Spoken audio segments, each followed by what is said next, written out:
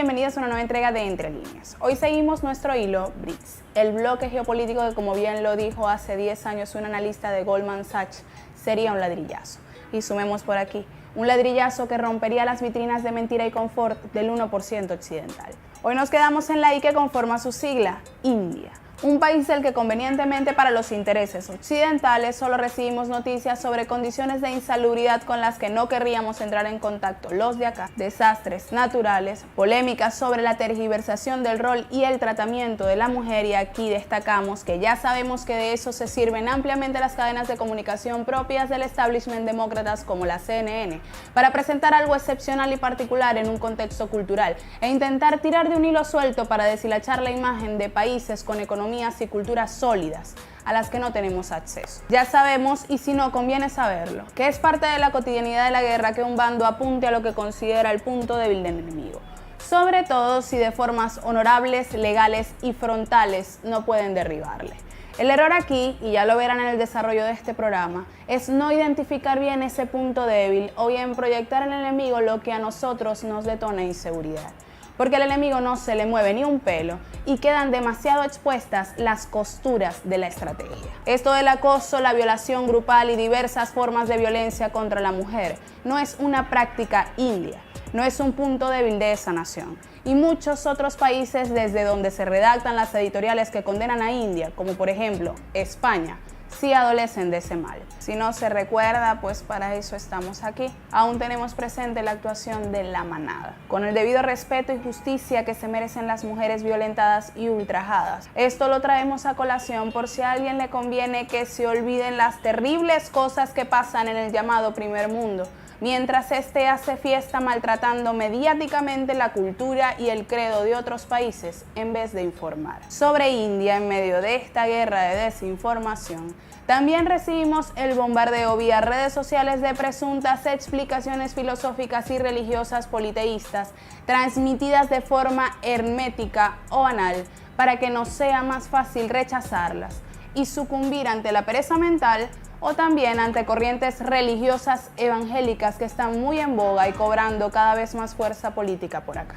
India es un país que no entendemos y probablemente algunos no quieran entender, pero hace parte de este bloque y vaya que tiene razones para pertenecer, sumando por supuesto lo mucho que tiene para ofrecer desde la elevación de los niveles de conciencia a un occidente que tiene muchísimo acceso a la información, pero muy poco para quien demande aliciente espiritual o sosiego para su alma fuera del consumo excesivo o de la instrumentalización atroz de sus relaciones interpersonales. Solo por poner ejemplos sin intención de juzgar.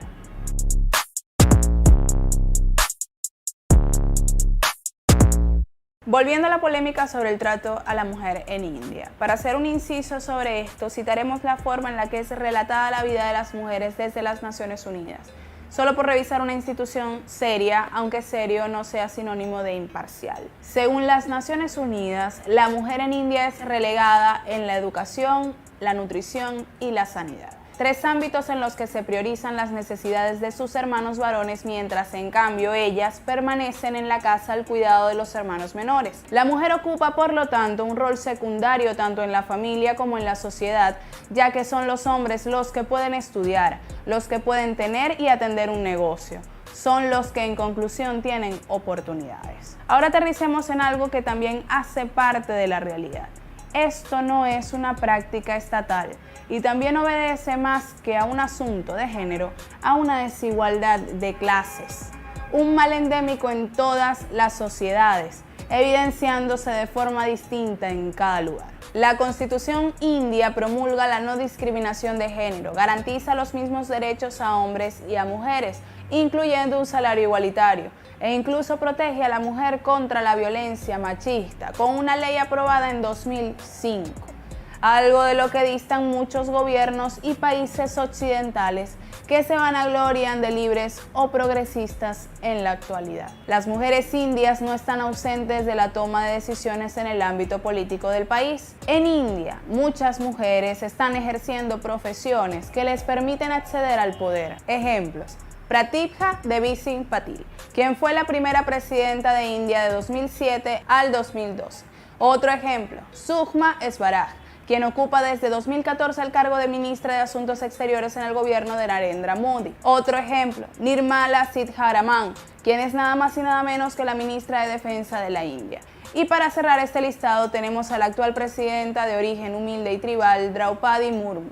Pero volviendo a la narrativa de las Naciones Unidas y algunas ONG sobre las mujeres indias, usando la palabra relegadas, también estamos muy obligados a retomar el punto del asunto de clase. Las mujeres pobres son las relegadas e invisibilizadas o sometidas, mientras que las mujeres pudientes estudian, si eso les pide el alma, o se relegan a la cocina y a la sanidad si así lo desean. La desigualdad de clase determina el nivel de oportunidades y el rol que adopte una mujer para desarrollarse como tal procede de esas oportunidades y de lo que haga con ellas desde su nivel de conciencia.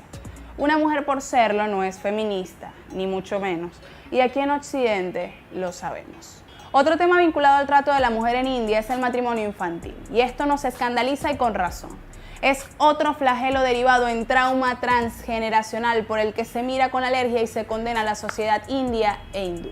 Pero desde 2001 esta práctica se prohibió en el país con una ley que fija en 18 años para las mujeres y 21 años para el hombre, la edad mínima para contraer matrimonio. La UNICEF advierte que esta práctica aún existe, sobre todo en el entorno rural, pero lo que pretendemos que podamos internalizar aquí es que una cosa es que un crimen sea avalado y sea práctica desde las instancias gubernamentales, es decir, sea una política de Estado, y otra muy distinta que pase como ocurren muchas cosas de este lado de la acera, al margen de la legalidad. El ejercicio que proponemos hoy es intentar ver las cosas desde una visión crítica, pero con una perspectiva que no sea la nuestra o la que nos han hecho creer que es nuestra. En India es la mujer la que impulsa la economía familiar.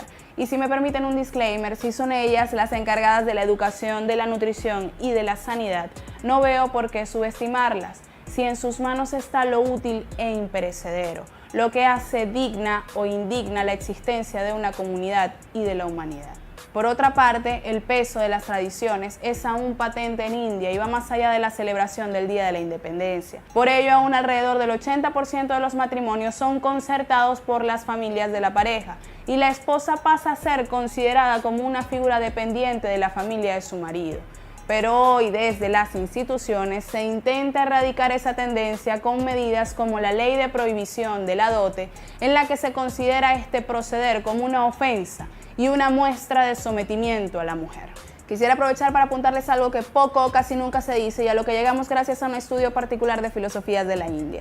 Muchas de las prácticas de sometimiento provienen de la época de la colonización. Antes de ello, en el periodo védico de la historia de la India, las mujeres eran tratadas igual que los hombres. No había discriminación de género. Por ello, el concepto filosófico Shakti, o principio de energía femenina que se venera en India, surgió en esa época en la que prevalecía la libertad y el respeto. Eso, por supuesto, es un secreto para Occidente, pues está encriptado en muchos textos védicos que a muchos conservadores en India y desinformadores de oficio de este lado del mundo conviene no traducir. Es una información que no conviene democratizar. También hagamos un inciso por aquí, y es que sobre este país hay una confusión común. Una cosa es ser indio y otra cosa es ser hindú.